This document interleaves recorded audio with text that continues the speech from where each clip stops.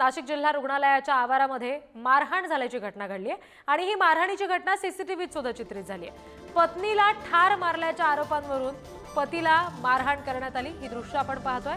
मृत महिलेच्या नातेवाईकांनी या पतीला बेदम मारहाण केली। महिलेने आत्महत्या केली नाही, तिची पतीने हत्या केली असा आरोप नातेवाईकांचा आहे आणि त्यामुळे या पतीला बेदम मारहाण करण्यात आली। नाशिक जिल्हा रुग्णालयाच्या आवारातच ही मारहाण झाली आणि ही सगळी मारहाण सीसीटीव्हीत चित्रित झाली। आणखी तपशील घेऊया प्रतिनिधी किरण ताजणे यांच्याकडून। किरण, या सगळ्या संदर्भात आता पोलिसांनी काही दखल घेतलेली आहे का या मारहाणीबाबत?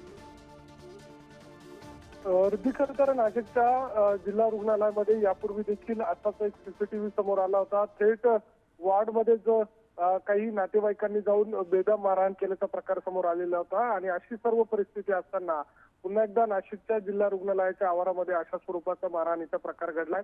सीसीटीव्ही मध्ये हा संपूर्ण प्रकार चित्रित झालेला आहे। मारहाण करताना यावेळेला आपण जर बघितलं तर गंभीर अशी ही संपूर्ण बाब आहे।